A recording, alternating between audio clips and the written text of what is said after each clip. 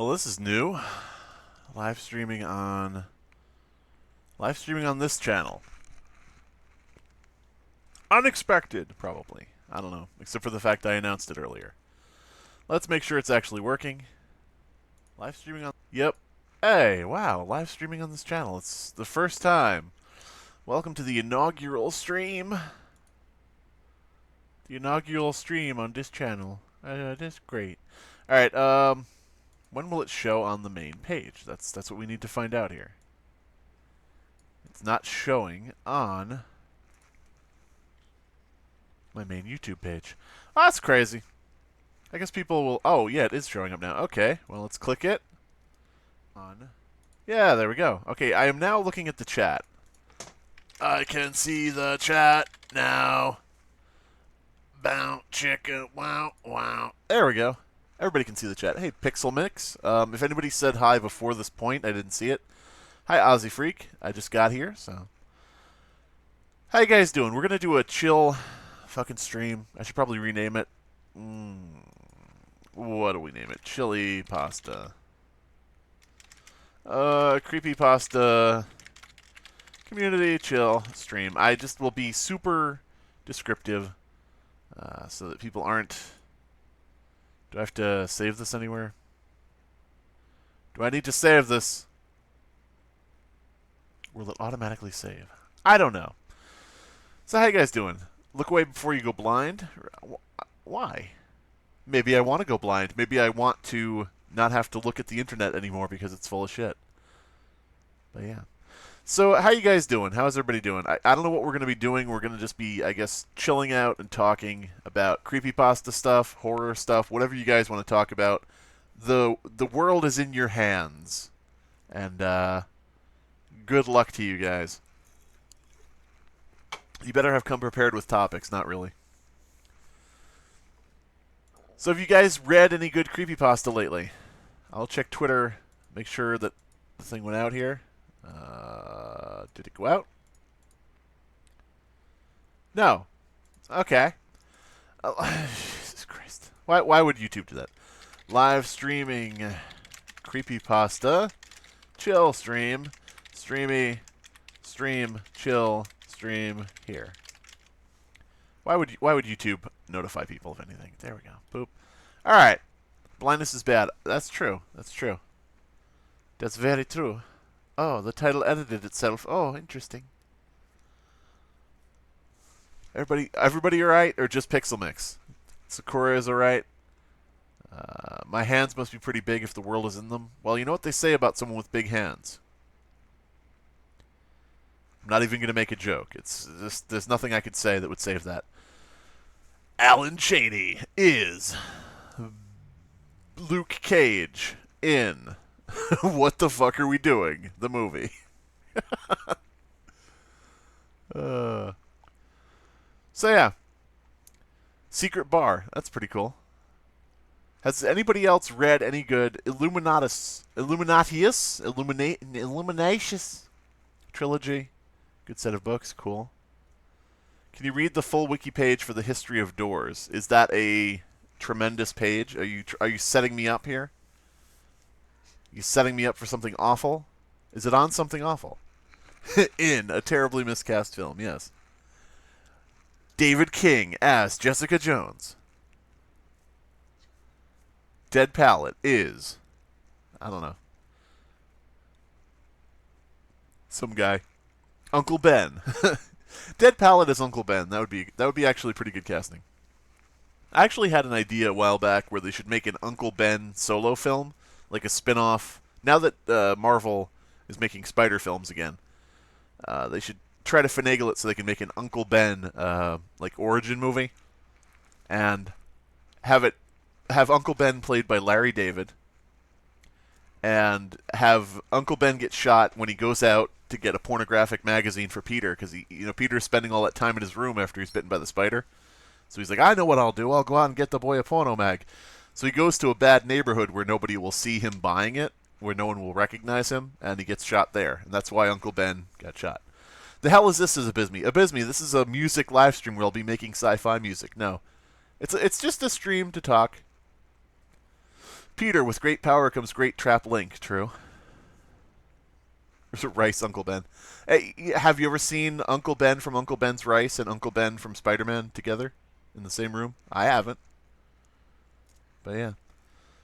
So does anybody have anything? Did you guys not come? Did you not come prepared with topics? Why am I streaming if you guys didn't come prepared with topics for me to discuss? I mean, my God. All right, who's your favorite?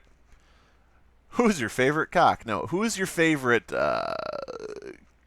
horror movie icon? Like Freddy Krueger, Jason Voorhees, Michael Myers, Pumpkinhead, Chucky. The guy from I Know What You Did Last Summer, the Morton Salt dude. Okay, quick topic. Oh, quick topic. We have a quick topic coming in from Pixel Mix. All right, he's going to tell us really quickly what his topic is. Let's wait. do do do do do do do do do do do do. Do do do do do do do do do do do do do do do do bum bum. Let's go to Pixel Mix to see what his answer is. His answer, he wrote down and he bet, oh my God, I can't think of anything. Oh, interesting.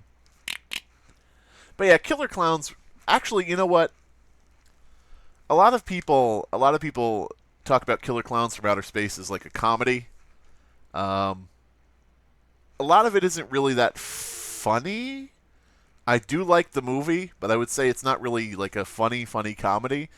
It actually is legitimately fucking freaky. I mean, if you think about it, a lot of the stuff that goes on in it is pretty fucking horrifying.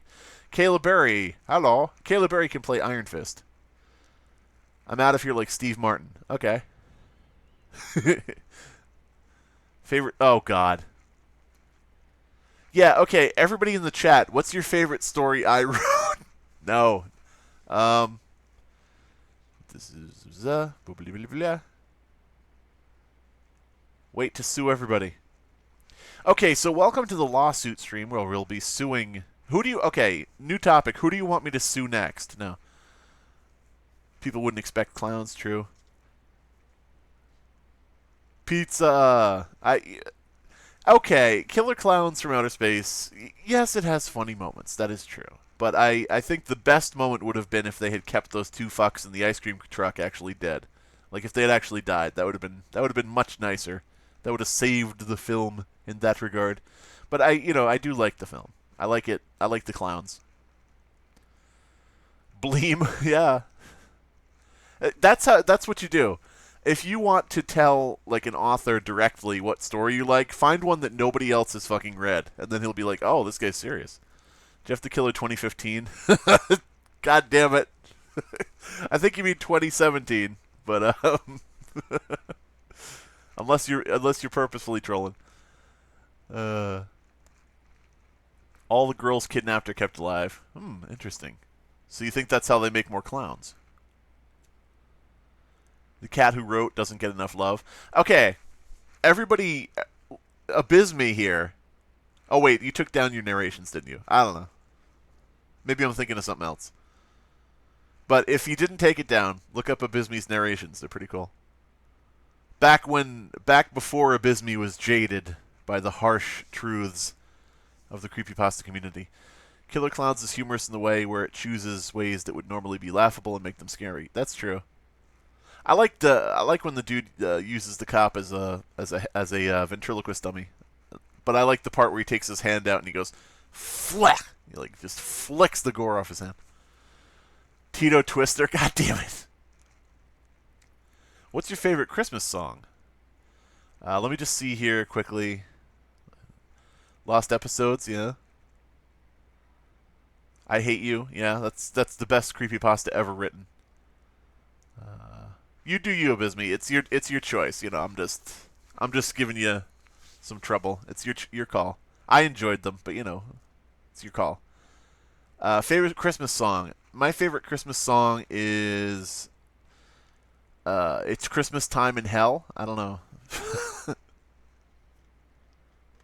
I actually don't know if I have a favorite Christmas song. That's interesting. Now I'm sad. No, I'm just kidding. What is everybody's favorite Christmas song? If I could be a character in Christmas Carol, would I be Scrooge? If I could be a character in the Christmas Carol, let's see. I think I'd want to be Tiny Tim.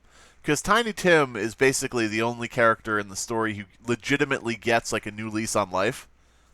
You know, like things look up for him. You know, Ebenezer Scrooge, he gets the Christmas spirit, but you know, he's an old man who's gonna like die the next day. Tiny Tim, he gets like Oprah'd. You know, he gets a car, and he gets a car, and he gets a car. But you know, his life visibly improves. So I think that would probably be my choice. No, we're not talking about favorite Slime Beast creepypastas, unless it's a joke. Christmas at Ground Zero, yeah. Christmas in Hollis, Queens. Nightmare on My Street is my favorite Christmas song. What do you mean it doesn't count? What do you mean? It counts. What do you think are the best narrators that don't have shady business practices? If you check on my channel, it's difficult for me to say the best narrators in general because I don't listen to narrators, but I do check out when people read my stories, and if I find one that is like, you know, particularly interesting above and beyond all else, you know, I'll add it to like the playlist on my channel, my front page of my channel, where it's like, you know, listen to my stories or whatever. And Abysme was on there until he removed all his narrations.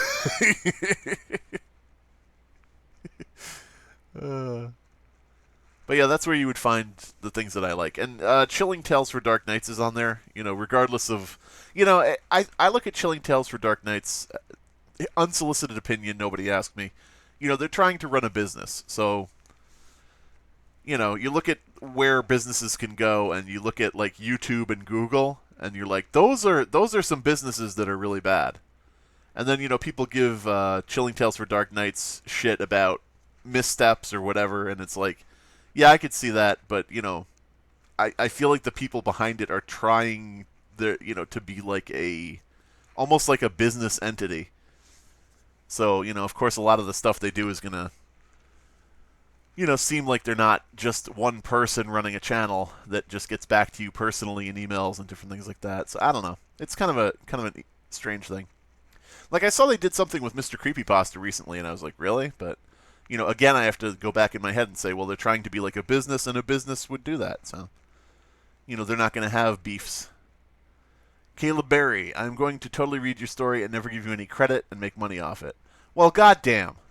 Wait a minute, isn't that just an episode of Undercooked Analysis? Isn't that what you guys do every time? Just make money off the stories? No, that is not what they do. Slimebeast is a product of himself? Probably. Do I reproduce by budding? Maybe? I don't remember. I was a baby at the time, so I don't recall. Can I have all the rights to your stories, verbal contract? Aussie Freak. Aussie Freak. I actually am selling the rights to all my stories. Bet you didn't know this. I legitimately am selling the rights to every story I've ever written. The rights to each story is only $1,000, so it's $1,000 per story to own the rights, but you have to buy them all in bulk. So you have to buy all 200 plus stories at the same time. So that'll be, you know, like 200 some odd $1,000. So anybody who wants to pony that up can own, you know, all my stories. Oh, maybe it's a re-upload. That could be. I didn't watch this. Huh? Product of radioactivity in flesh. Self-propagating. True. Kitty, what? When you were 6 years old, were you born without a face? It's difficult to say. Because, I mean, I couldn't exactly look in a mirror, you know. Ask to get some money from the Patreon. Well, you know, if anybody starts getting paid from Midnight Marinara or UCA, if anybody starts getting paid from that, I think that probably Brandon and Alan are gonna have something to say about that first before anybody else. You know, you gonna cut us a check here? Maybe they do get paid. I don't know. Who knows? I don't know the inner workings of stuff. I don't care. Browsing the Faceless Corporation. Any suggestion? Mad Mold. AJ Wright. Mad Mold is the best product the Faceless Corporation produces because there's always more of it. That should be the motto. Mad Mold. There's always more of it. Releasing old narrations. Yeah, they re-released a couple of my, or I think the only 2 stories of mine they did. So the Mr. Creepypasta one could be a re-release, yeah. I should have thought of that before, but I didn't watch it. Can the Donald buy them? Of course the Donald can buy them. If Donald Trump wants to buy my creepypastas and own 200 plus stories of varying quality, he is more than welcome to do that. He can print them out and use the pages for the wall. Slimeby says 200 plus stories. I thought he only wrote Abandoned by Disney. You and many other people, Mr. Allen. You and many other people. If you $1,000 for all the Abandoned by Disney series. I'll give you a deal. If you buy all of my stories for $1,000 each, I will throw in all of the Abandoned by Disney ones free.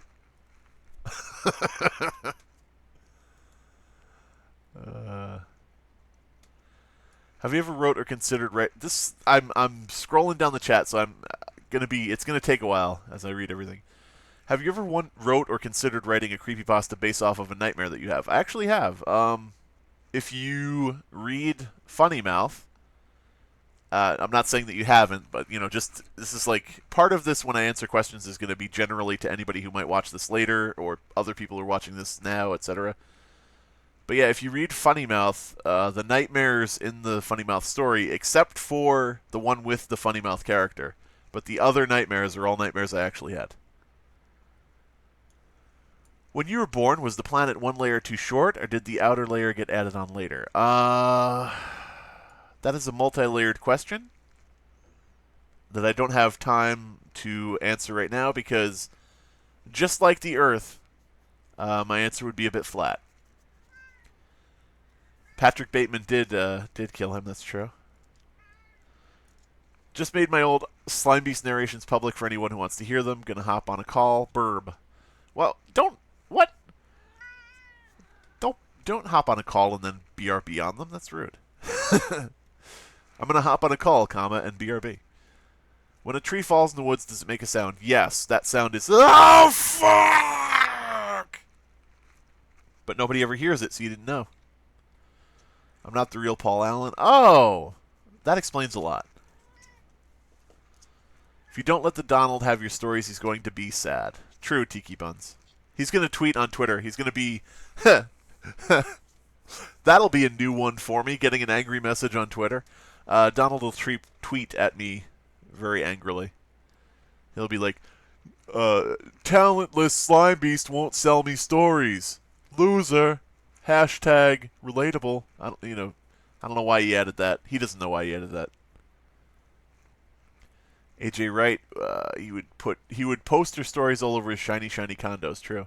Did you hear that Donald? Okay, I don't really give a shit about Donald Trump's personal intricacies. I'd rather worry about what the government is actively doing. But one interesting thing I found out about Donald Trump, and I'm sure many other people here know about it, is he had a Time magazine up in his office that had him on the cover. But it was one of those ones where like you get your own picture on a Time magazine cover, like they just print it up like that. And so Time magazine actually tried to get him to take it down. I just thought that was funny because Time magazine is like, no, we never did this, please. Oh God! And how funny is it for Donald Trump to hang up what essentially would hang in like a teenager's bedroom? Like me on the cover of Time in my field hockey uniform. Poorly cropped negative Mickey T-shirts. Oh, that's a throwback. The green tree one. Oh, big green tree. Yeah. Here's the thing, good machines, and I guess the viewing public. The funny thing is, a big green tree and stuff like that. I just write random shit, and people seem to like that one. So I was like, oh, cool. Something struck a chord.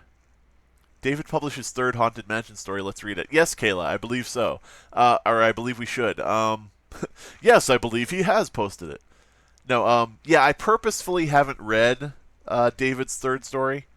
For anybody who doesn't know, David King of Midnight Marinara and Undercooked Analysis, look them up on YouTube.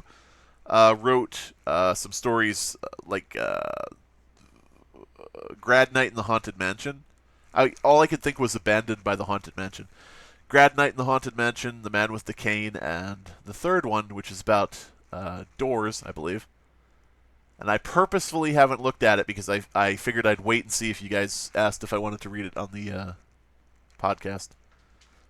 Make photo negative Mickey great again. Listen, Disney is a great place with some great people, but they're not sending over their best mascots. They're sending over photo negative people. They're sending over people in gas masks. They pull their heads off. They frighten the children. King Carrie and Whimsywood and Or Else are my favorite stories. I wanted to continue the Or Else stories, but I never got around to it. Because if you notice in Or Else, spoiler alert, the main characters die, and I was going to write more Or Else stories and then eventually build to why you could read their stories if they're dead. But I never, it seemed like, people didn't care. You kind of have to judge with your time. You're like, well, people aren't digging this too much, so maybe I'll move on to something else. But there's always the future. It's always possible. Paul Allen, hey, in case Hyperthermal is listening, ask him why he wasn't at elf practice. Hyperthermal, did you ditch elf practice? You're not going to be a real elf. Santa's not going to trust you if you don't go to elf practice. What's worse, getting ringworm or a fiber optic worm? Probably ringworm, because the fiber optic worm is at least containable. Ringworm is, a bitch. Vibrio says, do you plan on writing anything worthwhile, or are you just sticking to low-quality content for now? I'm probably going to stick to low-quality content for the foreseeable future, because it's easier. Basically, see, here's what happened, Vibrio. I wrote too well, too fast. When you're an amazing, awesome writer like I am, you can't come out of the gate just writing fantastic fucking stories that are shared all over the world and translated into a bunch of different languages. You need to pace yourself. What I should have done is I should have started out with the low-quality stories and then gradually built up to what I could actually do and revealed my godhood as a writer. But I kind of have done the opposite now, because what happened was I peaked with my massively popular, awesome stories that are flawless, and now I'm just kind of like, I'm trying to rebalance the ship. I figure if I write some really low-quality, like, shit and dreck, like, if I write a lot of really bad stories, maybe I can get back to that point where people will then be surprised if I write a good one. So I hope that answers your question about my low-quality stories, Vabrio. I'm a pleb, I love attract... What? I'm a pleb, I love attract mode. Yeah. Again, that's the lonely room you're in, buddy. Tiki Buns, the ancient slime beast memes are coming up. True. Donald Trump is a teenager. True. What else is nerd? Puberty was not kind. Is puberty ever kind? Abandoned in the Haunted Mansion, a story by Slime Beast and David King. The Haunted Mansion actually exists. This is a fact. Look it up. David King impressions. What would a David King impression be? I don't remember now. I know what an Abysme impression is. An Abysme impression is, I'm Abysme. And if you guys have no idea what I'm talking about, again, please look up Undercooked Analysis on YouTube and enjoy. David King impressions. What is a David King impression? Well, hey there, intrepid listeners. My name is David... No, it's Ned Flanders. Okay. David King is Ned Flanders, confirmed. Tea and Necromancy. That's one of my favorites. And some people have said they liked that. What went through my head? A bullet. No. I wanted to see if I could write a story that was all, like, from one person, like, giving a speech that, built a world just through that speech. And it's something that I called Keyhole fiction. He said, taking a sip of his drink. And Keyhole fiction, for anybody who hasn't seen my video on it, Keyhole fiction is just something that I came up with to explain or to name stories where you're creating a world, you're world building, but like in the most minimalist way possible. Like, you're not giving too much explanation. You're just kind of dropping people in the world and they're expected to figure it out for themselves. Like you're looking through a keyhole. You know, you don't see the whole room. You just see a little section of it. I had to feed my cat. Well, why did you miss elf practice to feed your cat? Have you been feeding elves to your cat? Ah! Ah! God damn it. I'm having trouble scrolling. They need to have like an arrow key, like you could just click like a little arrow to move the bar up and down, but they don't. Yes, I'm God, I'm Jesus, I'm God. I hope that people realize I was being sarcastic. Because, you know, someone's saying, you know, are you going to keep writing garbage? And I'm like, oh. King Carrion wrote a few stories myself, on the fence about posting due to all the BS in the Creepypasta community. Don't let that stop you. The bullshit in the Creepypasta community and the corruption of moderators across multiple platforms and the corruption of owners of sites and different things like that, don't let that stop you from posting your stories. The narrators, you know, whoever else, people who might, you know, put your story in a book and put it on Amazon, don't let it stop you from writing and from posting your work. What it should do is make you aware and prepared beforehand to fight for your work. I mean, you know, it's not that difficult to file a copyright claim on Amazon. It really isn't. It's a very simple form. And, you know, different things like that. So it shouldn't stop you from posting. It should just give you the informed position starting out that you're going to have to fight for your rights to party. Is it true that sleep deprivation causes great writing? I don't know. I did most of my writing at 2 a.m. when I haven't written in a while. I actually have been writing stuff for a book, but I'm like halfway through the second story because I'm not that interested in writing stuff unless I can show it to people. So when I'm writing stuff and holding it back for a book, I kind of like lose interest. But 2 a.m. was usually my sweet spot for writing, and that's why there are so many typos and, you know, bullshit and things like that, because I wanted to go to bed by the time I was done. Destiny, wish I could really focus on this right now. My nephews are bugging me to play. Just got done taking him to a birthday party, and now we are at their house. I'll be going home soon enough. Tell your nephew... No, I shouldn't get you in trouble. Tell your nephew, Slimebee said to shut the No. David is the one who does impressions, true. Do the pasta shade. You do the pasta shade. That's great. Oh, I see what you mean, an impression.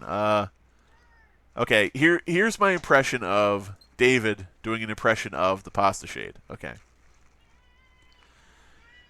Kitty, will you shut up? What are you doing? I don't even know if you guys can hear that, but I can sure hear it. Pasta shade. Greetings, intrepid listeners. My name is the Pasta Shade. I am back from a long vacation to show you various stories that I have found from across the globe. Here's one about a model plane that's, I don't know, it fires real bullets and comes into your window at night and shoots your parents. Whatever the fuck. Just watch this story. Listen to the story, you little bastards. That's my terrible impression of the pasta shade. By the way, nobody write that story. That's my copyright, and I will sue you. I'm going to start everything I say now like that is a fact. Look it up. Yep. It's a fact. Look it up. Lord Purr, I'm an artist. I've wanted to draw fan art of you for a while, and I've always been curious how to depict you. Epic? No, not like an ass, Kayla. Depict me epically. Why does it scroll down so weird? Alright, I'm going to try to get through this quickly. David King impression would require a large amount of time in Disneyland, a lot of time talking to Dead Pallet and Alan, a lot of time in Benview. Yeah, that's not a commitment I'm willing to make.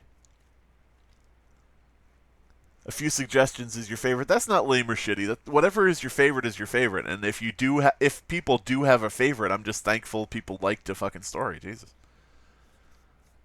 You need to be engaged to Kayla Berry. Well... No comment. I can't say if I say it's good to be engaged to Kayla, that's weird. If I say it's bad to be engaged to Kayla, that's mean. I don't know. There's no answer you could give. If you say it's, you know, it has its ups and downs. You know, what am I supposed to say to that? Do I say no? I don't want to be engaged to Kayla Berry, Mela Carey. I don't know. Or do I say, oh yeah, you know, I'd be lucky. Either way, it's weird. Either way, that's weird. Oh, see ya, Aussie Freak. You probably have already gone.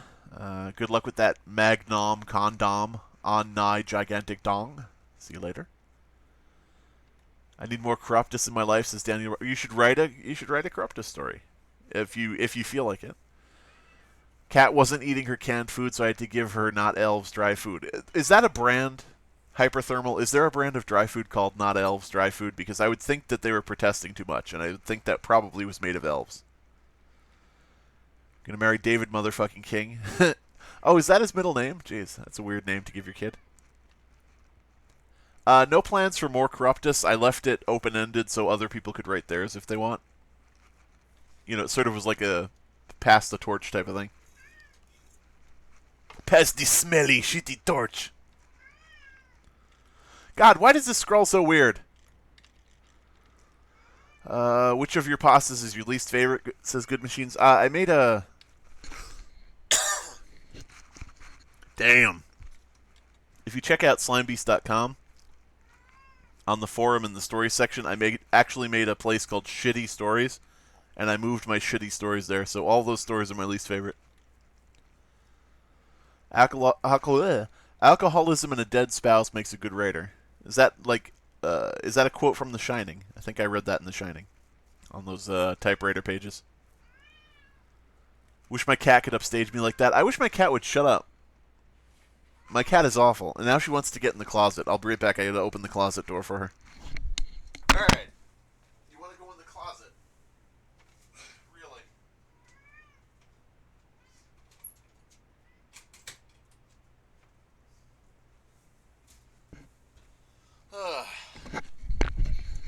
Alright, so at least we won't hear from her for about 5 minutes. Nice Cheech and Chong impression. Sound like Cheech Marin. Oh my god, am I that far behind that I'm just getting to your responses to the fucking terrible Pasta Shade impression? Peter Lorre. Anime Grinch. No. I haven't seen any anime Grinchies. What do I do with human baby? Asks Icy Flame Dragon. Well, if you're a worldly think, take the baby around the world. Show it to France. Show it to Japan. Show it to China. It's getting beautifully awkward. What is your opinion of the original I Have No Mouth and I Must Scream short story? Here's a real tragic thing for you. I've only skimmed it. I've never had the time. I want to have. It's one of those things where you want to have time to sit down and really do something. So it's always that thing where it's like, I don't want to read this now because I'm distracted, or I don't want to read this now because I got other shit I got to do, and I'm like, it's always that thing where I know, like I said, I've skimmed it and I haven't given it the time it really warrants. So I wouldn't want to form an opinion without actually reading all the way through it. Can I have the emojis that I get on your gaming channel for this stream? I want to spam your cat. I'd have to I'd have to get this channel. I'd have to set up sponsorships for this channel, and I would have to get 5 sponsors on this channel. That story is so fucking good. What, the one about the model airplane that flies in your window at night and kills your parents? Yeah, it's pretty good. Strangest creepypasta that you ever read? That would be, if you guys can hear that one on Undercooked Analysis. I think it was called Fractal Vor, and I forced them to read it. So if you just put into the search bar, if you put in Undercooked Analysis and Fractal Vor, you'll find that episode, hopefully. The Fish Dog says, hi, Mr. Wolf. Hi, Mr. Dog. Icy Flame Dragon. Okay, Ty. Good Machines. What was the point behind JTK? If you mean the original Jeff the Killer, there was no point. Funny. If you mean my version, Jeff the Killer 2017, basically... Okay, I'm going to scroll up because I don't want to fuck this up. Okay, I don't want to miss messages. Jeff the Killer, there was an episode of Undercooked Analysis where we read a rewrite of the story, and then I heard tell that 2 of the people on the show would be writing their own Jeff the Killer stories. Now, I just like heard this. I just heard that they were doing that. So I wrote my own version to sort of like join in with them and be like, hey guys, me too. And I didn't get the memo that they were writing like joke versions, like troll pasta versions. So I kind of wrote something that had some humor to it, but I didn't really go for the full-on troll pasta thing. So that was what was behind that. Like, if you read that story, if you read my version of Jeff the Killer, there's a point where the narrator of the story says Jeff had to die and I was the one who had to kill him. That's just me talking about writing the story. Jeff the Killer has to die and I have to kill him in this story. But yeah. If anybody wants to read that, you can find that probably on my site. It was posted on the Patreon for Undercooked Analysis. You can find it there as well, but I'm not sure if it was patrons only or not. I think it wasn't, but I don't know for sure. How much ice does a polar bear weigh? Enough to break the ice. Hi, I'm Silverado. Aw, damn. He just broke the ice on us, guys. Is it okay if I read your stories poorly for money? Asking for a friend. It depends. Okay, Daniel Rising. If you want to read my stories poorly for money on YouTube, I would probably not like that. But if anybody out there wants to read my stories poorly for like prostitution money, like read my story while you're getting effed by some random John that you met on the street corner, I'm fine with that. I mean, it's pretty much the same thing, so. Fractalvore, yes, true. Did you ever remember watching something creepy on TV, but you can't pinpoint what it was?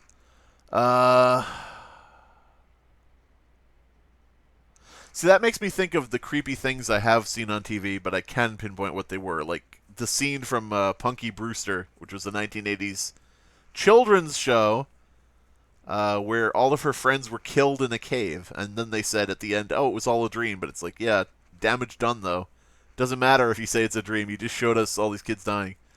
Gosh, I don't know. I can't think of something I saw on TV where I can't pinpoint what it was. If I thought about it long enough, I probably could think of something, but nothing comes to mind right now. As I said, I have seen creepy shit, but I pretty much know what it was from. Like that scene from what is it? The claymation thing with like fucking Einstein and the devil. Ah, damn it! I'm blanking on the name of that show. Ooh, all right. You know, we got the browser up right here. I'm not even gonna scroll down because I know one of you smartasses. The Adventures of Mark Twain. That's the fucking thing. I know one of you smartasses had the description there, but yeah, this shit right here. Amazing. It's like naturally to me, like other curious things. Are you hungry? But yeah, I mean, I remember seeing that at some point and wondering what the fuck it was. But of course, later, you know, via the internet, you find out what it is. And what's the other thing I was talking about? Fucking Punky Brewster Cave. This is a children's show. Okay, a children's show. No, you don't. Well, you're not gonna get me. Please, give me back my friends. I want them back now. You got it.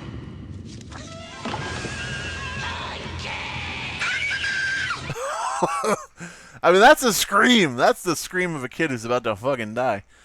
But yeah, nothing I can't pinpoint, though. That's a protracted answer.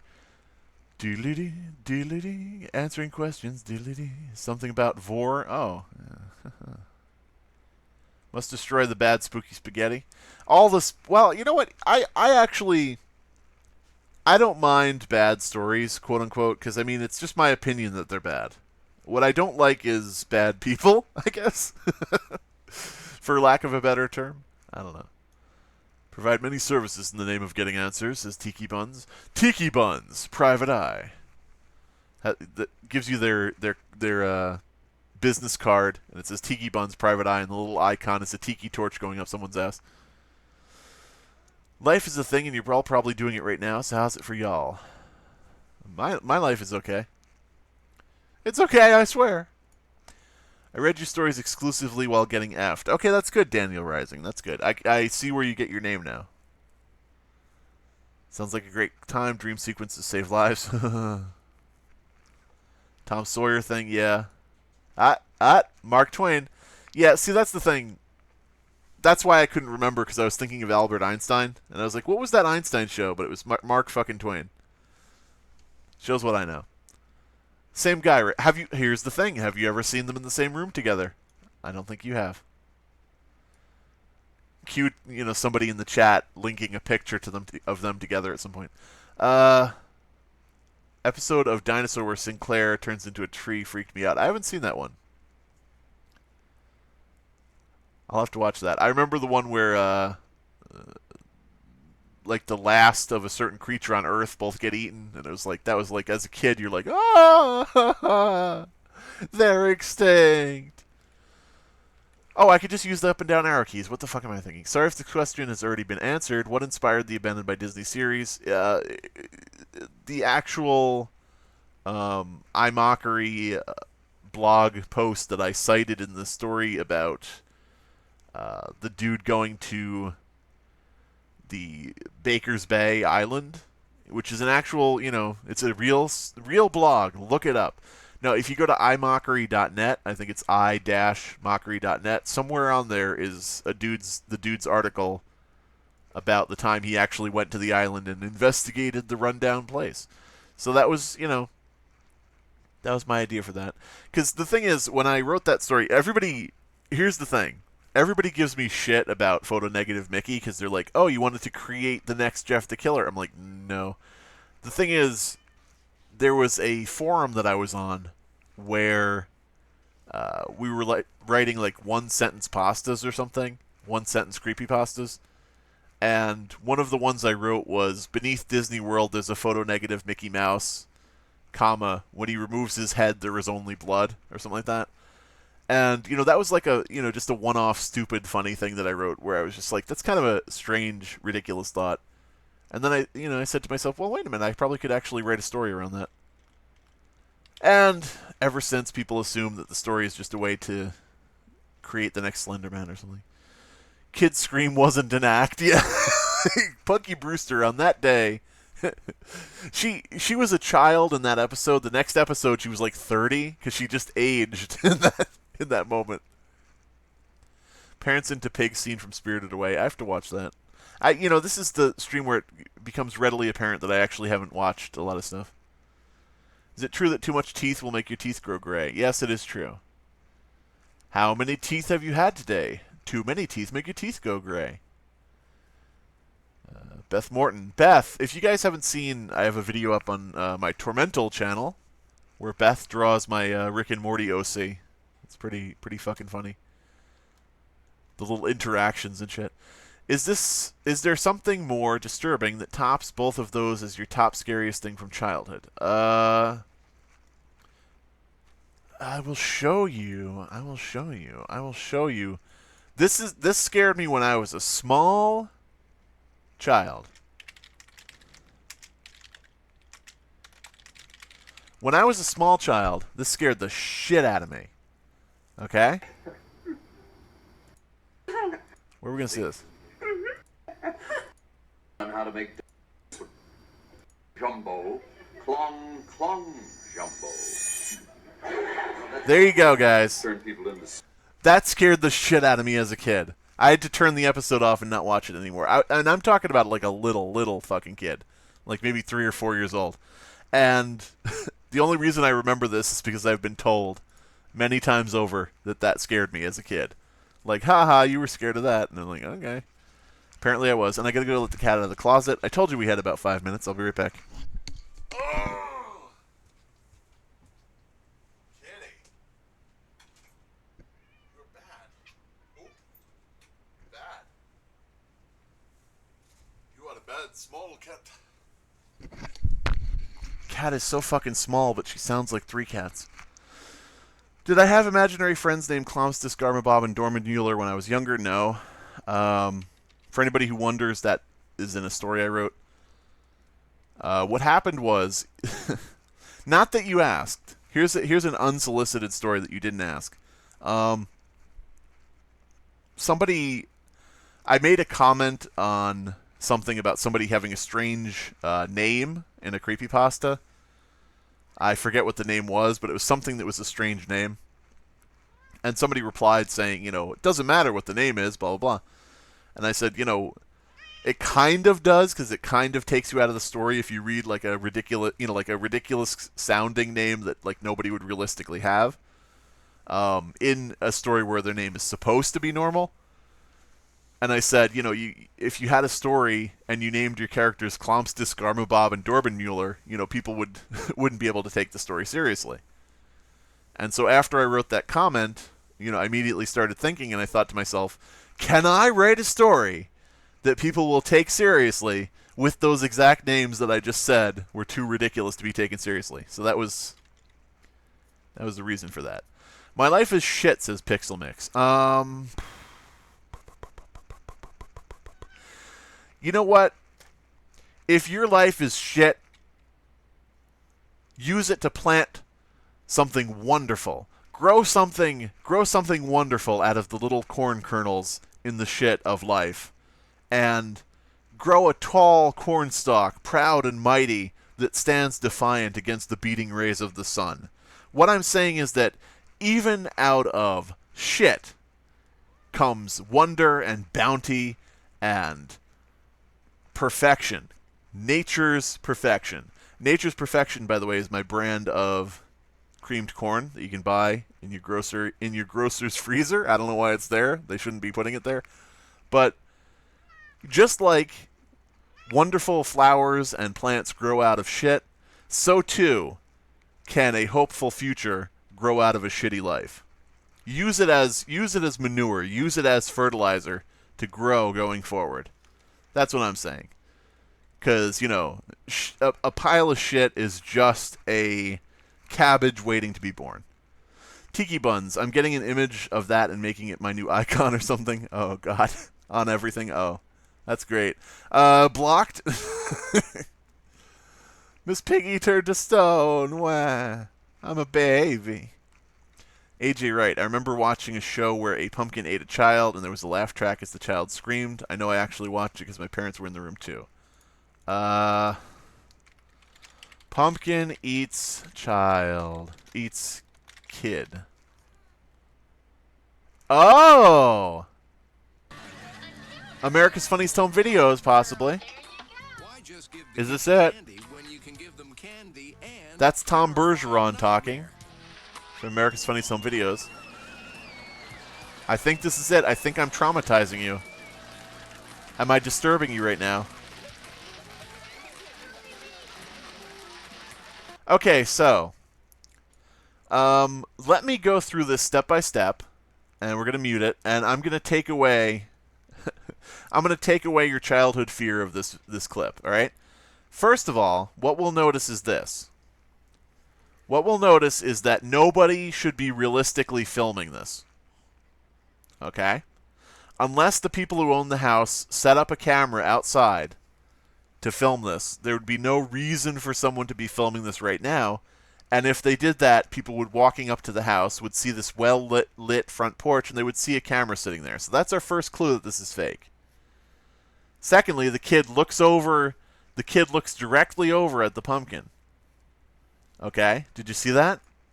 The kid looks over directly at the pumpkin, puts down his bag because he knows something is about to happen, and he goes walking over to it purposefully. Why would he walk over to it? Next, the kid doesn't react when he's grabbed. The kid doesn't fight back. The kid is actually helping by climbing in. Okay? So we're disassembling this right here. This girl at the door misses her cue. She misses her cue, and then she looks over and realizes that, oh yeah, I'm supposed to run. She puts her hands up, playing my favorite song, The Butterflies Fly Away. This is a young Miley Cyrus. That's another clue, is this is Miley Cyrus right here. This is actually a viral advertisement for Achy Breaky Heart, which I believe was released around this time this video came out. And as you could see, the pumpkin goes back to sitting normally. The pumpkin would not go back to sitting normally. It would have a kicking and screaming child in it if the kid was not in on it. So there you go. Chainsaw Halloween prank. Let's debunk this one. No. So there we go. We've debunked that. Your childhood can rest assured that was... Oh, plus pumpkins don't eat people. That's another reason it's fake. But there you go. So everybody was in on it. It was a big hoax, and you don't have to worry. They're not coming to get you. Now, zombies, on the other hand. What the fuck? God damn it. This fucking... Oh, I want to scroll slow. My God, there's so much talk here. Oh, so much talk here. Now you have to. You said so in a random stream. That's true, Tiki Buns. Now you got to do it. I'm off to draw some non-family friendly things. Okay, I assume Silverado is going to draw like a dad going out to get cigarettes or something. Not family friendly. Are you open to interviews, says Lord Purr? I used to do interviews, and then I realized I had nothing more to say. Because I got like a couple interview requests. And this is going to sound like, oh, I got an interview. Oh, I'm so high and mighty that everybody wants to. No. I got like 3 people emailing me for interviews for different things, and all 3 of them were like the same questions, and it was stuff like, what are the origins of creepypasta? What makes a good creepypasta? What do you think is the future of creepypasta? And I was like, all right, I got nothing to say about this anymore. I'm not a resident creepypasta expert. I'm just some dude who wrote some fucking stories. If you want to ask me what the fuck a story was about, I can probably help out, but yeah. Harvey Weinstein was... Oh. Ian McDonald! Ian McDonald! Now what you said is in the annals of history forever on this channel. My channel is archived by the Library of Congress, by the way. Not really, but... Hey, Slimer, you ever read the Care Bear Lost episode Creepypasta? It's probably the only lost episode to scare me ever. Is that the one about the guy...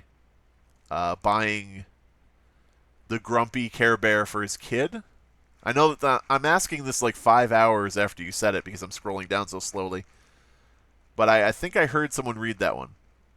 It might have been Raw Dog Readings. I'm not sure. Things bleed together sometimes in terms of like the older things that I've listened to. The older episodes of stuff.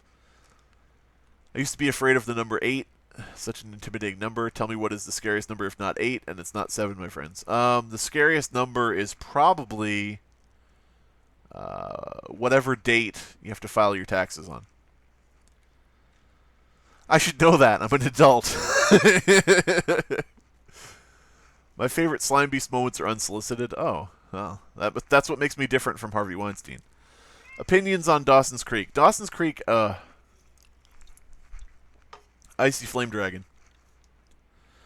Dawson's Creek, ooh. Not my cup of tea. Not my cup of tea. Every episode was this big maudlin, dramatic thing about interplay of romance and rejection and everything, and it was like, shoot me.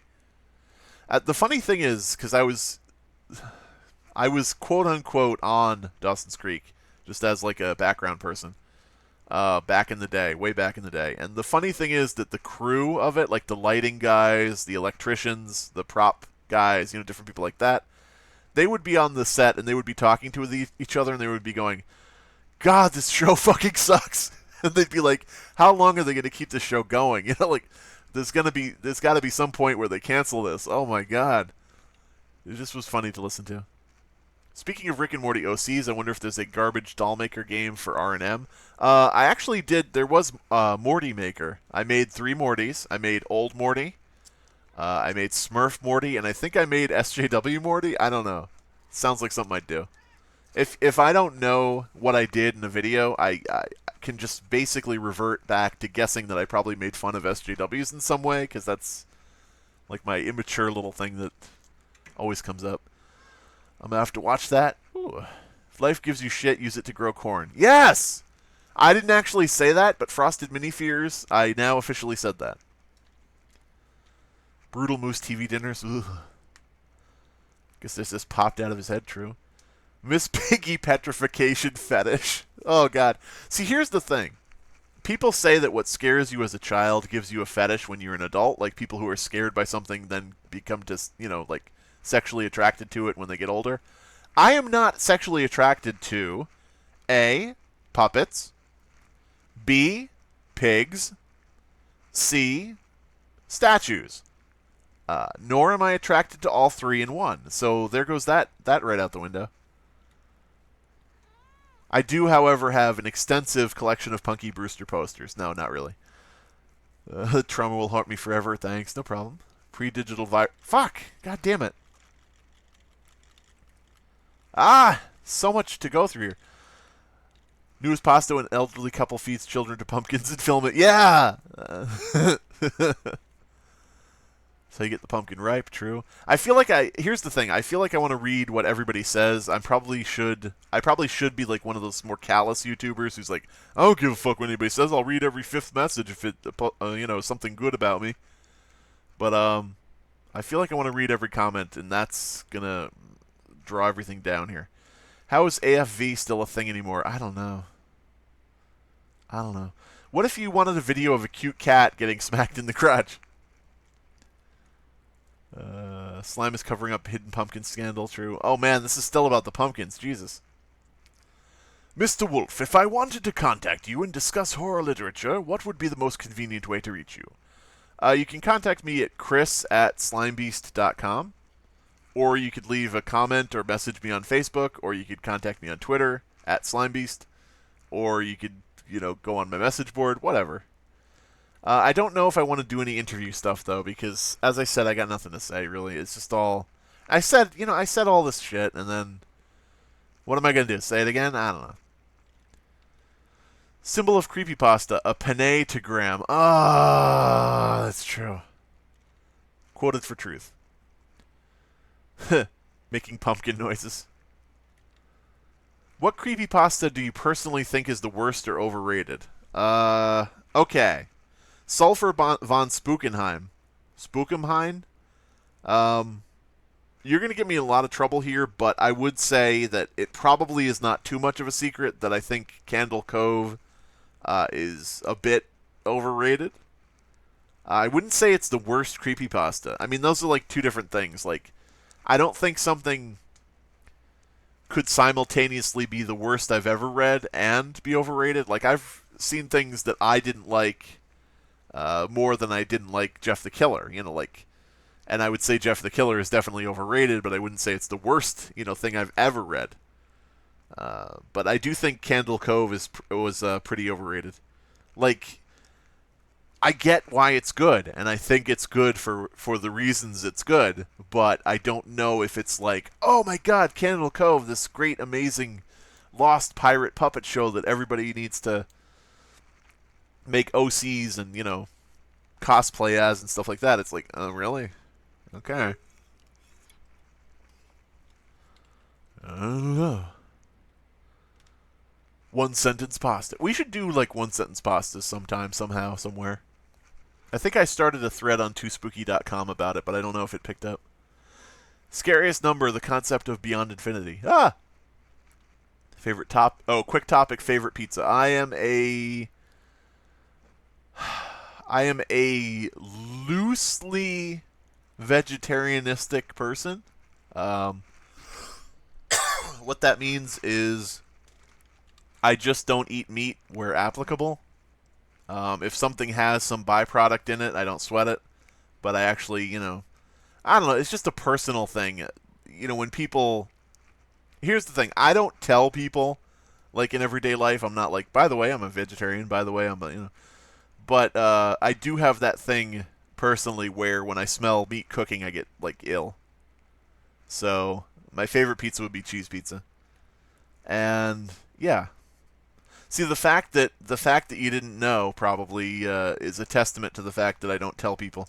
Because that's the first thing, when somebody says, oh, what kind of, what's your favorite type of hamburger? And I say, well, I'm a vegetarian, so I eat I eat veggie burgers. People go, oh, you always have to tell people you're a vegetarian. I'm like, bitch, you asked. Bitch, you motherfucking asked. Beth says, I'd like to see you critique the article Dorkly spat out a while back about video game creepypastas. Oh, really? Dorkly, huh? I like their animations, but I don't know about anything else. Oh, I'm so way behind. I'll try to remember that. Dorkly.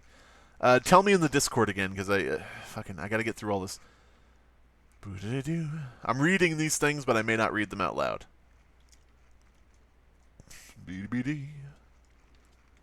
Abysme is sexually attracted to gargoyles. I will note that.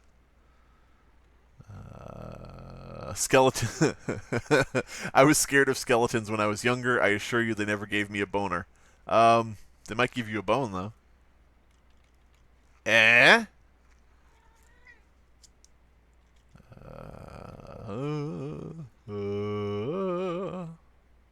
If you at Slimebeast on Twitter, Satan comes out of your ass and tells you that you should put his story in an Amazon collection. True. Yeah. I'm reading everything. Favorite episode of Undercooked Analysis? It has to be the Jane the Killer one. Even though I was on it, and that seems unfair, I really enjoyed that a lot. I enjoy listening to that too, and I don't listen to stuff I'm on usually. I might listen to something I'm on just once to make sure, I wasn't too loud or I didn't, belch into the microphone or something, but the Jane the Killer one I can listen to multiple times. What is your favorite story written by you? It's difficult to pick a favorite, but I will say that one of my favorites, like Tea and Necromancy, which was mentioned earlier, that's one of my favorites, but also I have one called Your Guide to Lesser Known Horsemen, which is about horsemen of the apocalypse that, nobody's heard of. And I like that one too. I like the ones that are silly or strange. What is your favorite story that you have read? Oh, that's another difficult one. I don't know.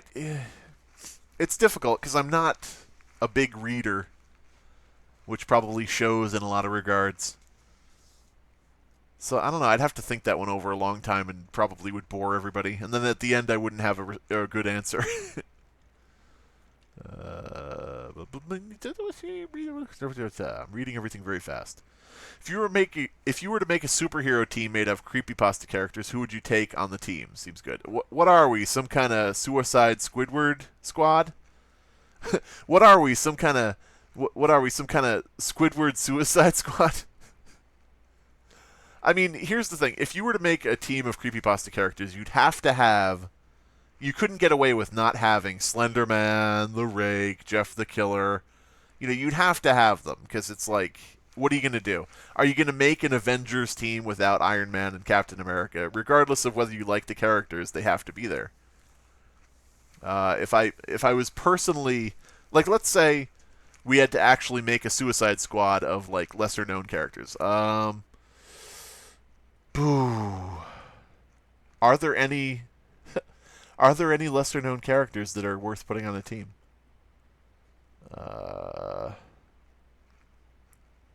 The answer is no. Yeah, there's nobody worth putting on the team. But yeah, Alan... it's funny because Abysme mentioned Alan saying that the next contest might be 2-sentence stories, but Alan actually wrote in his Jeff the Killer rewrite, he wrote a team called Pasta, which is like an acronym, P-A-S-T-A. And he had some characters on that, like Jane the Killer, Slenderman, and Forensic from Happy Appy. Of course, in OC form. God damn this fucking scrolling thing. Alright. I'm reading through everything. Candle Cove is the show Flapjack. It's, Candle Cove is interesting because, I take inspiration from whatever I can. So I'm not saying it's bad to take inspiration from things at all. I don't want to be misunderstood. But Candle Cove is interesting because it's basically Lazy Town Poltergeist. Like, if you took the movie Poltergeist with the girl sitting in front of Static and saying, "They're here," but what she was watching was, "Yar, har, fiddle-dee-dee, being a pirate is all right to be. Do what you want because a pirate is free and you are a pirate." If you did that, that would be Candle Cove. And as I said, inspiration comes from everything, so I'm not saying that's a bad thing. It just is kind of a funny observation. At least I think it's funny. Cat playing with a plastic bag. She's going to put it over your head. That's what cats do. Thoughts on bad creepypasta and fish on a stick? Is this like two different things? I don't know what fish on a stick is, so are these like... I know what bad creepypasta is, but are they both bad creepypasta type shows, or is bad creepypasta having a feud with somebody named Fish on a Stick, or... Not really sure. I'd have to look into that. I'd have to look into the second one to get the context of what the question is. Slimebeast is a nerd, true. Hashtag fire extinguisher from Midnight Marinara, a.k.a. David King. Go there and watch Midnight Marinara and Undercooked Analysis. Click his name right now. Leave the stream. Please belch into the microphone. No tiki buns. No, I'm not here to support your fetishes.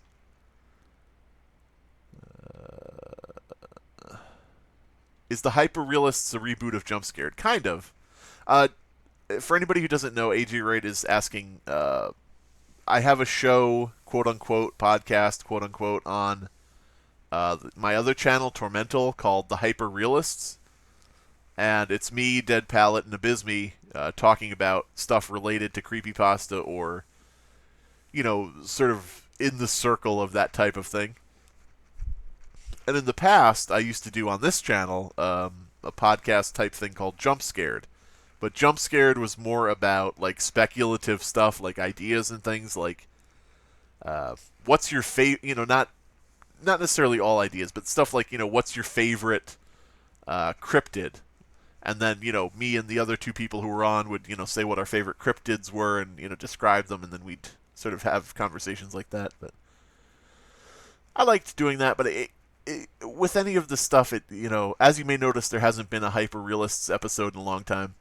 It's, just life, happens and things have to be done and different things like that. So getting more than one person in a room or in a call can be difficult at sometimes. Doodle-doo, doodle-doo, doodle-doo. Squidward is Deadshot, yeah. Batman. We gotta get Batman back. Yeah. Ah, fucking hell. God damn it. Ah! Creepypasta Mansion. Jane the Killer, Harley Quinn, probably. Dorkly's thing has been sent to your Discord DMs. Cool. I love dorkly things being sent to my DMs. Writing prompt. Make Corruptus into icons, but write them well. Yeah, that'd be nice. Midnight Marinara with the shameless plug. Shameless Plugs, by the way, is the name of Dead Palettes' butt plug website. And it's not a sales site, it's just a site for, like, aficionados. You know how people, like, uncork wine and then they smell the cork? And no, never mind. Who's the Captain Boomerang of the squad? The Captain Boomerang of a Creepypasta squad would probably be... What Creepypasta icon is, like, a fuck-up? That's a really interesting question, because not many Creepypasta icons are anything but Mary Sues who do everything right in terms of, being able to murder everyone in the room and stuff like that. I don't know if there's a Creepypasta icon who's a fuck-up. Huh. Interesting. Interesting. I have to go spoon a douchebag. Okay, well, I don't think that's gonna be a very good soup, but okay. Fish on a stick. I'm getting up to things here. Okay, just bad Creepypasta. Okay, Ian McDonald. Thoughts on bad Creepypasta. I actually had sort of a disagreement with them a while back. Based on the idea... Because they read one of my stories, which was called I Hate You, which was a troll pasta. But I guess they didn't, realize that it was a troll pasta, so they were, critiquing it as if I were a fucking idiot.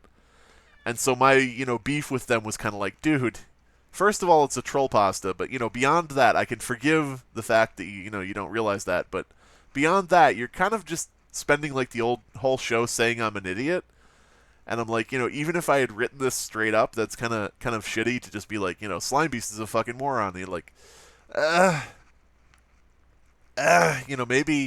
maybe just stick to reviewing stories, not people, leave that for me. Because I like reviewing people, but... but yeah, that was like a whole thing, but, it's an old thing, too. Kitty, what you doing? What are you doing? Do you like fish sticks? No, I don't eat fish, so... Ha ha ha. Got around that subject pretty quickly. Doodly-dee, doodly-dee. One time during a live stream, I asked Mr. Creepypasta to read Shrek is Love, Shrek is Life. It got a little awkward after that. Did it get a little awkward after that because he read it completely unironically? Shrek walked up to me. Shrek said, "Hey, I'm loving life. I don't know. I can't really do Mr. Creepypasta's voice. Mr. Creepypasta's voice is like Leonard from The Big Bang Theory. Like if you could just picture Mr. Creepypasta saying, "Penny, don't you want to read creepypastas with me?" So I can't do that voice, but you now have a mental image of what I was going for and failed dramatically at. God damn it! Favorite fish on the stick? Mermaid. I don't know. Someone to dress up as Mr. Stranger Danger. I bet, well, I mean, there's those purple morph suits, but you need kind of like the plastic Dracula cape and top hat or whatever the hell else I gave him. I don't know. Captain Boomerang could be Laughing Jack, maybe. Doodle-doo, doodle-doo, doodle-doo, doodle-doo. All right, I think we're to the end of the chat. Wow. Wow, who is the man who can climb anything of the Pasta Squad? A creepypasta character so useless that they're on par with Slipknot.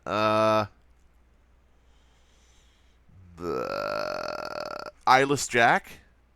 Maybe Eyeless Jack, because people could say, "What's his power?" And they could say he eats livers. That'd be it. Now I gotta scroll up again. Waiting for the writing challenge results to come out. Yeah, I think Dead Palette has given himself a good, healthy workload with that.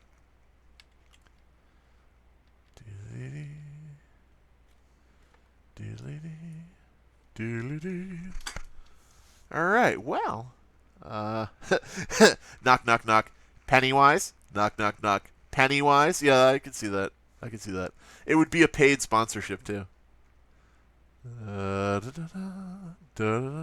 the way, everybody out there, I want you to go out and look up. We're gonna do it right now. Fuck, no, that's not what I wanted. Okay. Everybody look up Oni Creepypasta after this and watch Game Boy Advance SP Blue Edition Creepypasta by Oni Plays, because these are people who do like Let's Play videos, very popular Let's Play videos, making a very, very astute and very, very biting comment on creepypastas. Like, this is just fucking perfect. I'm not going to play any of it because I want you guys to see it for yourself. Make sure you look this up. Oni Creepypasta, and then this one right here, Game Boy Advance. Some of you probably have already seen it, but definitely look it up. It's so fucking, like, spot on about how people make fun of creepypastas.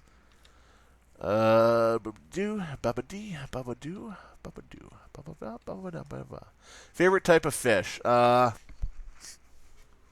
Gosh, that's a tough one. Favorite type of fish? Everything that asks me what my favorite thing is, I'm always like, I don't fucking know. Favorite type of fish?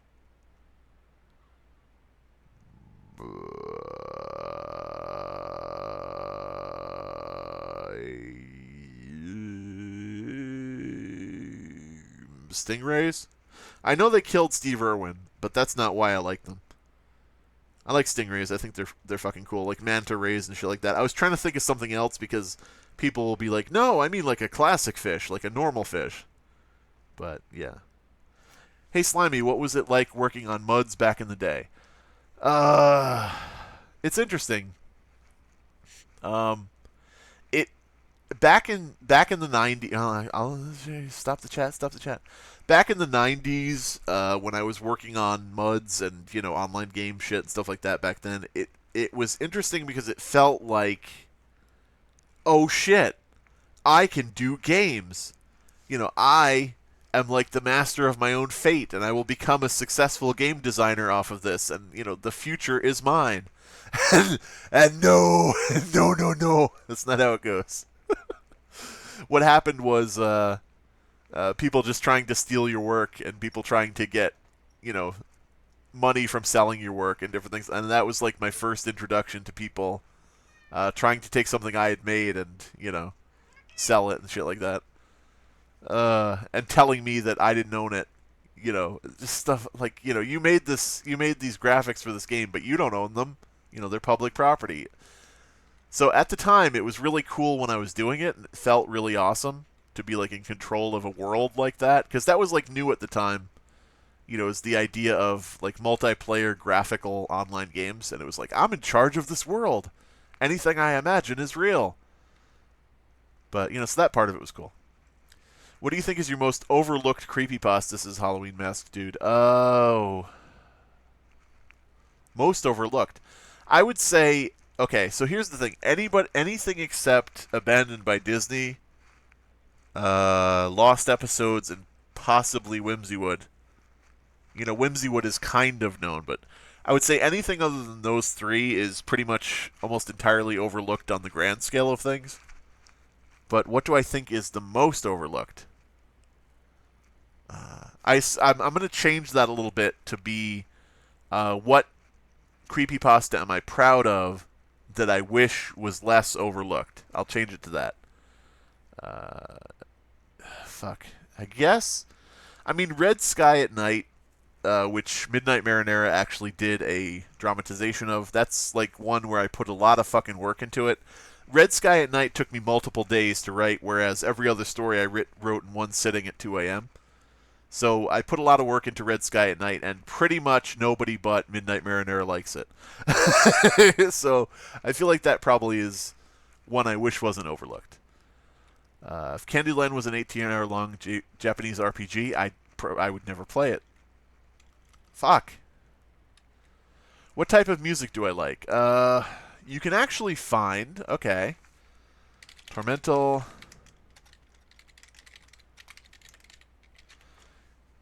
Here's my playlist of music. And it just has random things that I like in it. A lot of mindless self-indulgence.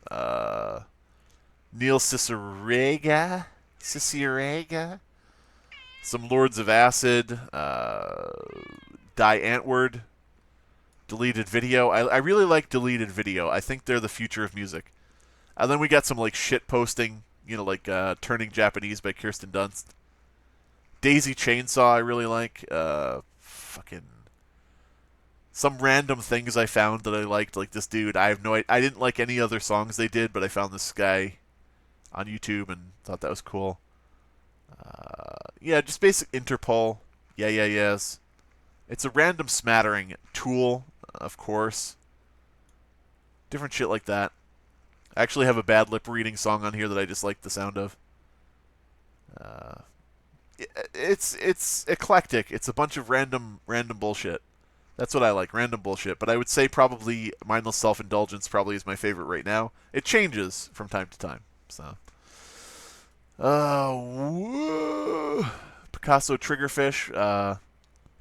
The Picasso Triggerfish. When you show it Vincent van Gogh paintings, it becomes triggered. Thoughts on D&D? Dicks and dominatrixes? I'm not against them. Whatever floats your boat. I've actually never played Dungeons and Dragons. I have some of like the monster manuals because I was one of those. I'm sure I'm like most kids who are into horror or fantasy or anything like that, where it's like you get the monster manuals for the pictures and the descriptions of the creatures. You know, like this creature can turn Miss Piggy to stone, and you're like, damn, that's pretty awesome. What Flash game you remember as a kid? Flash game. Fuck. You guys with these questions. Can't you ask me a normal question like, you know, when do you go to bed? I don't know. Flash game do I remember as a kid? I remember the well, this isn't really as a kid.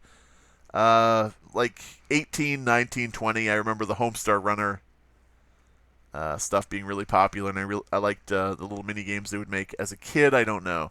Because as a kid, here's the thing. When I was a kid, up until I was 16, didn't have a fucking computer. So, you know, as a kid, I was playing like Nintendo and Sega and things like that. The old school ones, too. Because I'm a 40-year-old fucking man. But not really 40, but you get the idea. Can you give us a Bob Ross-esque video so I can sleep? You mean like make a video right now and act like Bob Ross? Or do you mean just talk like it? Like, we're gonna build up to the ending of this creepypasta, and we're gonna put a twist right here at the ending. Put a twist right here. It'll be our secret. No one will know about it until they read it. As it turns out, the sister is actually the ghost of a demon alien, and has been the entire time. And yeah, we're just gonna put that twist right at the ending, and then we're gonna post it right up to creepypasta.com. And yeah, there we go. Now somebody may copy and paste that over to No Sleep, but we're not gonna worry about that. We're just gonna let them do what they want. And we're gonna talk to our kitty. Our kitty's gonna ruin everything. Sorry if you were trying to sleep because the cat just screamed in your ear, and now you're awake forever. Wouldn't that be something if you could never sleep again if a cat yelled in your ear like it's a curse? I'm going to leave now because if I don't, I'll become very unruly and start talking about my favorite Dark Souls husbando, who is Ornstein, by the way. Oh. You do you. Kitty, why? Okay, I'm trying so hard to keep scrolled here. Inspirational stuff is... Why is this no longer scrolling right? Why don't scroll right? I feel like an elderly person looking at the computer. No, it doesn't scroll right. What do I do? Do I put the arrow in the tiny box? Do I turn it off? Do I put flapjacks in this flapjack maker? That's the CD drive, Grandpa. Oh. He Does Birthdays was amazing. Well, thank you. I can totally see it as a short film. Oh, by the way, somebody made a short film of 60-Second War, which is one of the ones I wrote, which is very weird and not very creepy at all. So definitely look that up. Oh my god, these are just about Red Sky at Night. This is how far behind I am. Oh my god. Is my music on the playlist? No, my music is all chiptune stuff that I'm just learning to do as I go. It's not very good. I ain't afraid of no sleep. I ain't afraid of no bed. Yeah. Freaky man, baby. Would you ever consider doing a collaboration with Bog Leech again? Bog Leech is funny. He and I agreed to stop talking about each other. What happened was, and here's the thing, I'll get to why I'm talking about him after I say this. I used to post on the website of this dude named Bog Leech on his forum. He had a Creepypasta section, and he had a Creepypasta contest. And I used to post on there, and we sort of, became friends, I guess, to the point where I designed a website for him, and, he, we really collaborated on it and stuff like that. Cut to, like, a short time later, and I say something on Tumblr that offends him. So I said something on Tumblr that offended him. I told a joke, and he didn't like the joke, and so then he started telling people to defund my Patreon and to, unfollow me and to, blah, blah, blah, and I was a horrible person and, things like that and so on and so forth. And, this is a guy, because I had posted at the time, back when this was going on, I had posted about the fact that when I was a little kid, and I'm talking like a little kid, I had tried to kill myself a couple times. Now, keeping in mind that this was as a little kid, and I had no idea of the ramifications of my actions, really, and I was like, you know what? This day fucking sucks. I'm just going to do this. That was like, holy shit, was that a bad idea? But luckily, nothing came of it. It's like stupid stuff you do as a kid where you think something will happen, but it doesn't. Now, the reason I'm saying this is it's very important to what comes up next, which is the minute I got into this argument with Bog Leech, him knowing about this, fact that as a kid I had done this because I was, in certain scenarios that I wanted to get out of, he decided to come back at me with, what are you trying to do? Trying to commit suicide on the internet this time?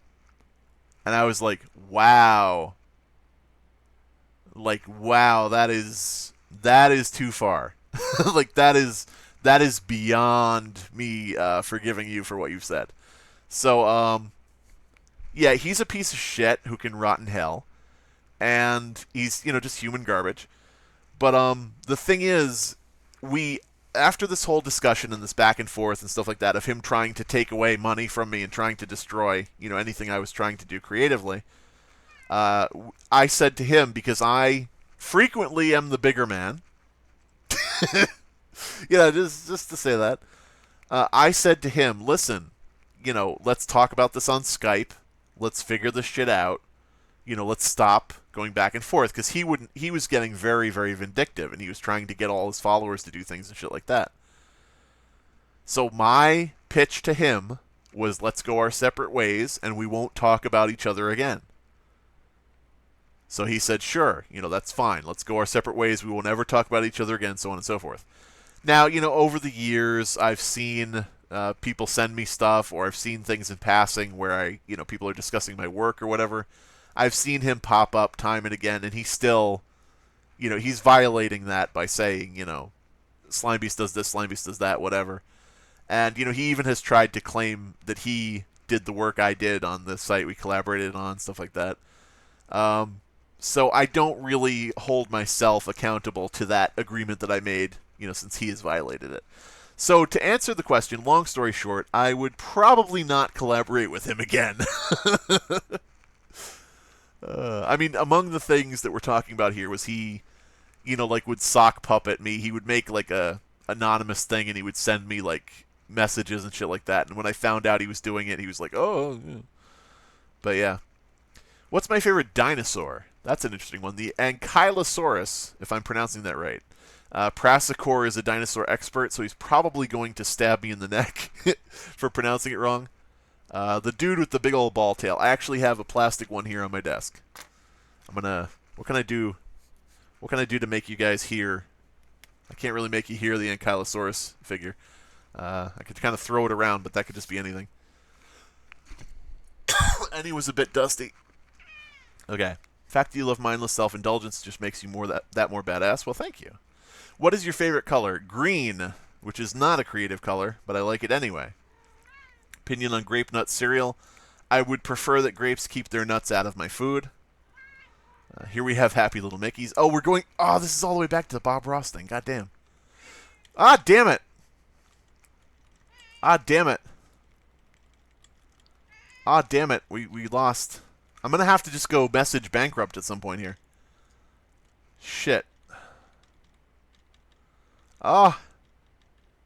Ah, there we go. Name 2 famous Creepypasta characters that would make a perfect couple, ironically or unironically.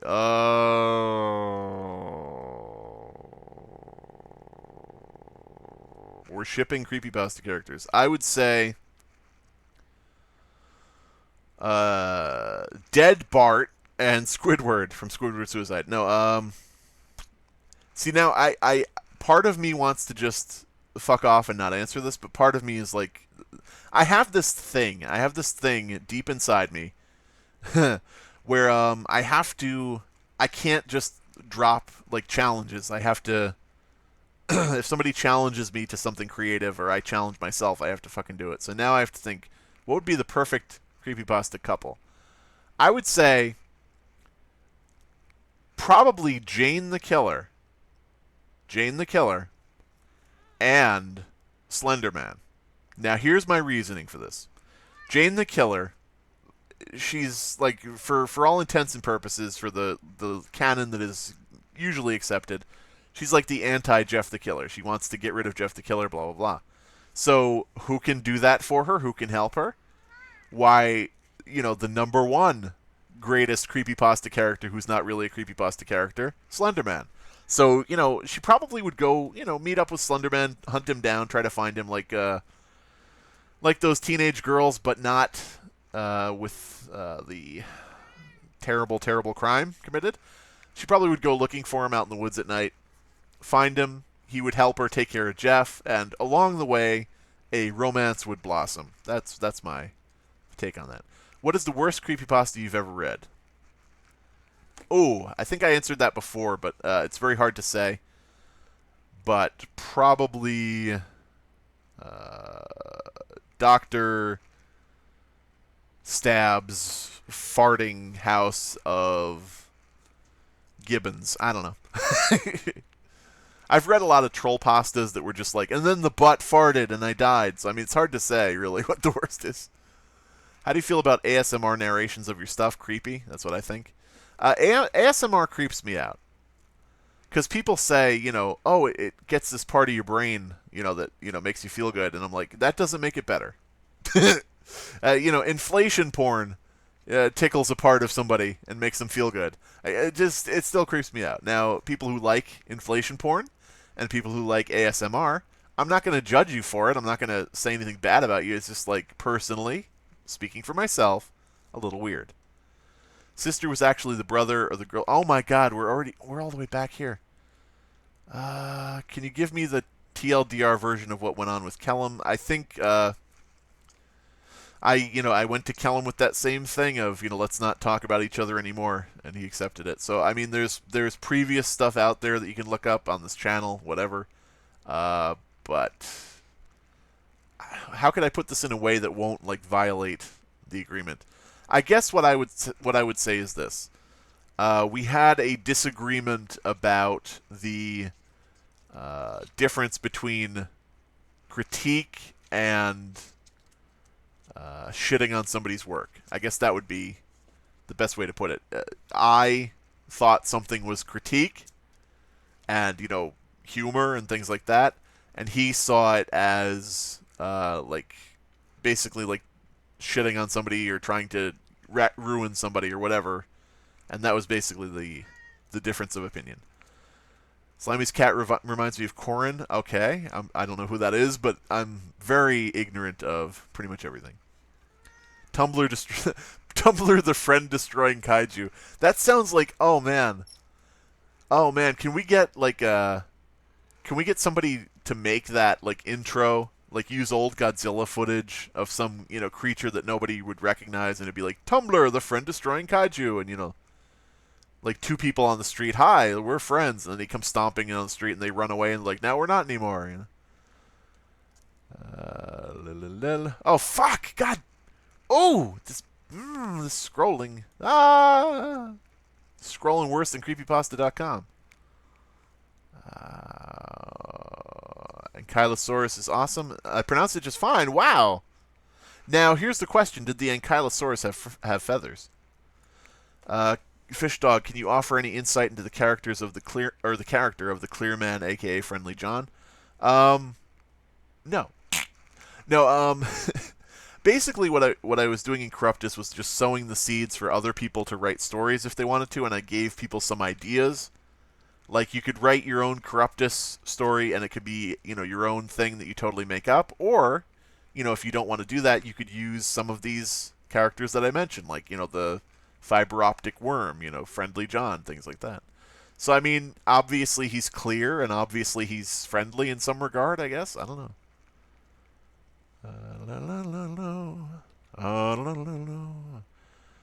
Did you consider calling the stream Chillypasta? I did. I thought people might actually start using that, though. So that kind of scared me.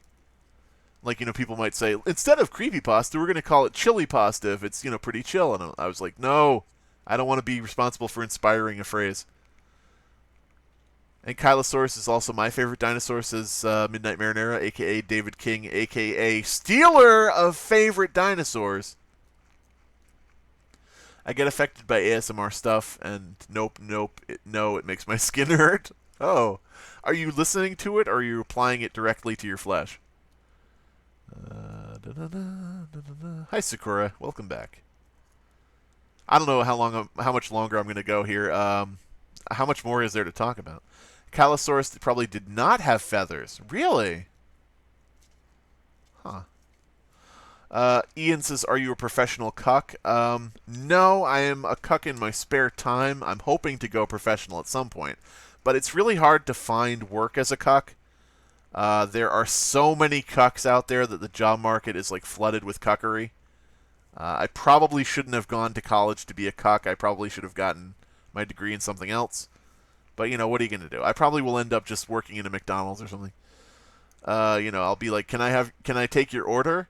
And, the woman will be like, no, but he can. And the other guy will walk up and I'll be like, I know just what to do. I'm an expert at being cuckolded. I'll just step aside and watch you give him your order. Who's the best band and why is it Men at Work? I don't know. It's a mystery. Reading through. When will Slime Beast replace David as host of UCA? Whenever we record without David. Which we did that once without him knowing, and then I was told the second time David wanted us to do it. Now, I could be wrong. I could have been lied to. Although I guess I should count the Disney reading stories, the Grad Night and Man with the Cane. I should count those too, but. Alright, well, too many cucks, too many cucks, too many cucks. There's David King and Dead Palette too. Alan Cheney and you know who, and then it's just me there. And it's like, too many cucks, too many cucks. Sorry for the singing. Monkey-related creepypasta, true. You know, I could get behind monkey-related creepypasta. Some monkeys are fucking scary. You ever see those monkeys that look like they have little buzz cuts and they look like little swole, gym rats? They're like these little tiny dudes that look like beefy steroid-abusing idiots. And they look fucking scary. They're like little tiny guys with like flat tops. It's weird. I don't know if anybody knows what type of monkey I'm talking about. Discuck. Is discuck like when you discuck somebody, like you remove them from cuckoldry? Is that like when somebody's like brainwashed into a cult and they have the deprogrammer? Do you have to decuck people? It's like, I'm a cuck, and it's like, no, you're not. And he's like tied to a chair, and the guy's like slapping him. It's like, you're a man.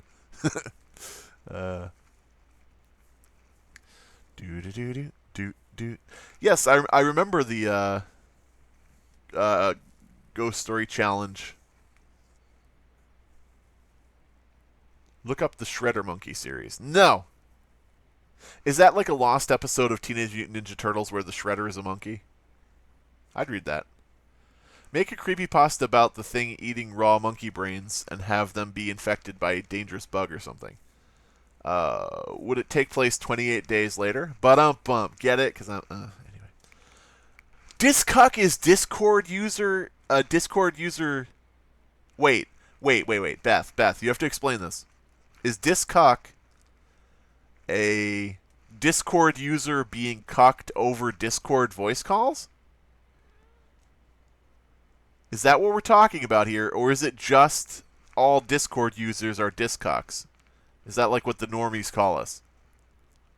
Ever read a creepypasta that started out good and then turned to an entirely different story? Probably. I mean, it's hard to say, because some of them, you're like, I'm behind this story, this is going pretty good, and then it takes a turn and you're like, oh. So, I mean, that technically probably would qualify. It smells like smoke in here. Ugh. I'm cucking you right now. Oh, no. Oh, no. I was wondering why my left hand felt funny. Do you believe in the time cube? No. I don't know what it is, but no. I'd have to know what it is to believe in it. Should there be a creepypasta about geese? Yes. There should be a creepypasta about everything. I mean, if there can be a creepypasta about some of the bullshit I fucking decided to write creepypastas about, there can be one about geese. Opinion on Death Stranding so far. I've heard of it, but I haven't seen it. Oh wait, no. Oh yeah, I saw some of the trailer for that with the baby and the fucking ficus growing out of the robot ficus growing out of the guy's shoulder and flapping its jaws all over the place. It looks like Dead Palette would like it, because Dead Palette is a big fan of weird for the sake of weird. Am I right? Like if you had David Lynch make a video game. Saw somebody call that the other day. Ah, interesting. I was worried that I might be a discuck because I use Discord. All right, well, I think we're going to wind down here. Have you ever wanted to make a movie? Yeah, many times. I've actually bought props for movies. This was back in the day when I thought I had a chance at doing that. Because around here, about 30 minutes away, is a place where they do actually film shit, which is why I was on Dawson's Creek and all that crap. So I was like, I'll just get some people together and we'll make a independent movie. And I got people together and I got props for it and shit like that, and I wrote out a script. But then, of course, not a single person showed up to anything. Like, nobody.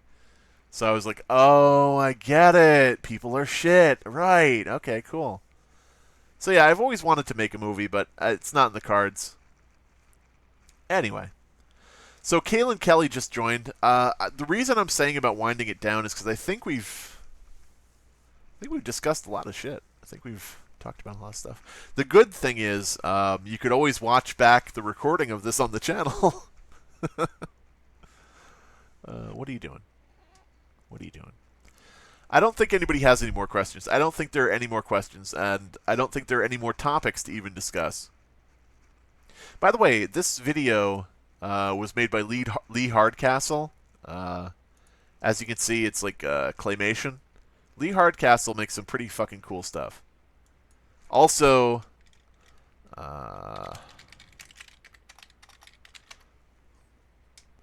shit. The Flying Muke, if you can fucking find him, because the search apparently didn't know who the hell he was. The Flying Muke makes some cool stuff like this here. The Flying Muke and Lee Hardcastle are two people that I wait forever for them to put something out, because I'm like, will you fucking put something out already so I can enjoy it? So I just would recommend, those guys, just as a random tangent here. I can be a tree in your movie. Well, okay, we'll film Big Green Tree. You could be the tree. No, I haven't given permission for anybody to use Abandoned by Disney in a book. But I have also I've had, if I could speak, that's another reason to wind this down. I can't talk anymore. I have had Amazon remove books with my work in them, so he might have a copy of a book that got removed on copyright grounds. But yeah, if you ever see any of my work for sale anywhere, it's not approved by me. What's your favorite slasher villain?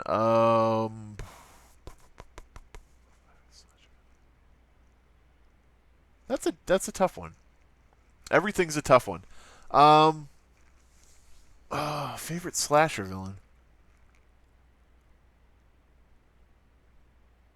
Trying to think of like something that appealed to me. Here's the thing. I really like the costume design for the Scream killer, the killer in Scream, Ghostface.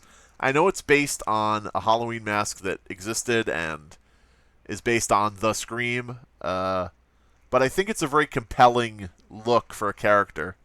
You know, it's not a big tank. It's not a scary monster. It's, somebody dressed in a kind of shitty Halloween costume, running after you with a knife. It sort of like is an interesting choice, I think. So I think that would probably be my favorite, at least aesthetically.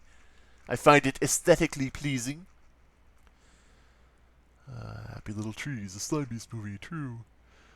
Corruptus Spring Break, the musical. Hey, maybe somebody goes on spring break to Disney World, and yeah, Corruptus gets them. Gets their booties. Can I annoy you with questions on Discord instead? Sure, yeah. Alright, so I think we're going to be... Yeah, Hyperion said it best. I'm leaving, he says. I think we're going to be wrapping it up here, because Kaylin Kelly, I'm gonna give you an awesome shout-out. Hey, Kaylin Kelly, thank you for Kaylining my Kelly and being a viewer on my channel. You're the best, and I'm a YouTuber, so I always tell everybody to like, comment, and subscribe. But I'll give you a shout out for being here right when it's closing up. But yeah, if you check out, here's the thing. I'll put a link to spooky.com. The Discord is linked there. TooSpooky.com has a Discord channel where you can talk to the illustrious David King, the wonderful Dead Palette, the fragrant Kayla Berry. I'm just trying to think of adjectives. Don't kill me. The triumphant Alan Cheney, and me, the pompous douchebag Slime Beast. You can talk to all of us at TooSpooky.com's Discord. Check it out. And yeah, I guess we're gonna end it there. Got nothing else really to say. Weird. I don't know how to wind this down. I see all my own videos recommended here, and it's so fucking weird. So fucking weird. By the way, people who asked what this was about, where I said, are writers actually that important? That was a Halloween video I put up where I just dressed up as Mr. Creepypasta and I pretended to be a narrator. If anybody is curious as to what the fuck that video meant, it's just supposed to be a stupid joke at the expense of people who don't think, writers really own their work or are important and things like that. Because some people asked, what the fuck is this? But yeah, okay, so that's it. No idea how to end a stream, so we will just click the stop streaming button and click!